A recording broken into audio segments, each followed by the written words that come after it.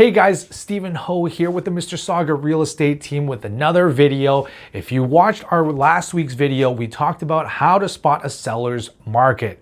In this week's video, we're going to talk about how you can spot a buyer's market. But before we get into it, make sure you hit the like button and subscribe and follow so you're first to know when our next videos come up. All right, so it's been pretty evident in the last 10 years that we've, in the GTA, have been experiencing a seller's market overall. A seller's market is favoring the seller. So you're probably gonna get an increase in price, there's bidding wars and things like that. The issue with the GTA has always been a supply issue. With the constant increase of jobs, immigration, relatively low interest rates, there's going to be a lot of demand for housing in the GTA. Now, as we head towards the fall, we don't really know what's going on. I mean, 2020, nobody knows what's been going on. So there can be some opportunities for people to find whether to buy or to sell. So the biggest thing is, how can you identify it before it's too late? So as we head into the fall, there's going to be some change. We don't know how it's going to go, but I want to arm you so you are able to look for these opportunities yourself. Ultimately, when it's a buyer's market, there's going to be more homes for sale than there are buyers.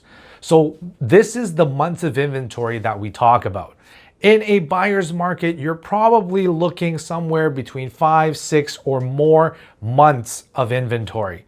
Right now, you might have to look at the different subsegments, whether it's freehold or condo. Condos right now are leaning towards a buyer's market, whereas the freehold, it's in an ultra seller's market. So in a buyer's market, there's going to be some opportunity for you to negotiate, have conditions in the offer to protect your best interest. You're probably not going to be in bidding wars and things like that. So that means you got a little bit more of negotiating power. Because ultimately, if there's more choices for the buyer, they don't have to buy that one house if the seller doesn't comply.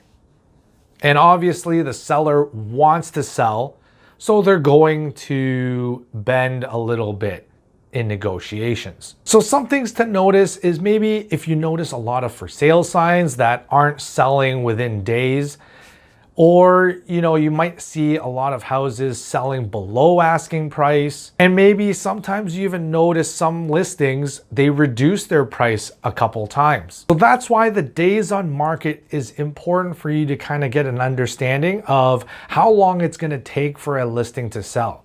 Is it selling within 7 days, 20 days, 30 days, or 60 days? That's going to give you a rough idea of how the market is moving and how fast the market is consuming new listings. So if the inventory levels are increasing but sales are not increasing relatively, then you're probably trending towards a buyer's market.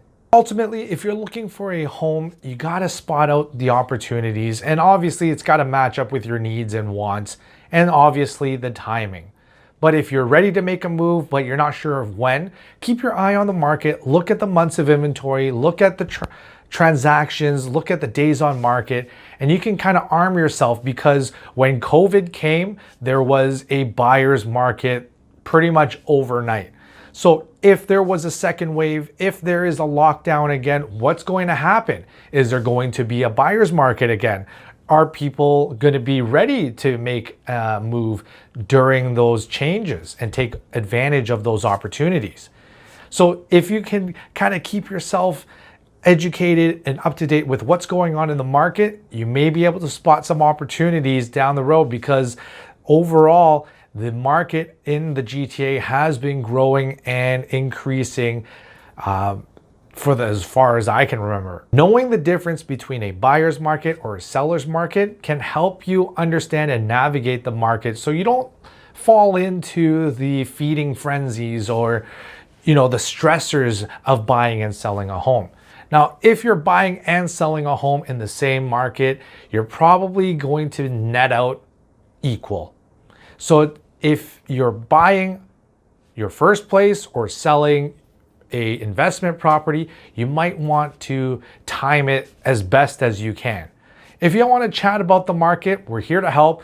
Hit me up if you want to have a conversation. And until then, we'll see you next week.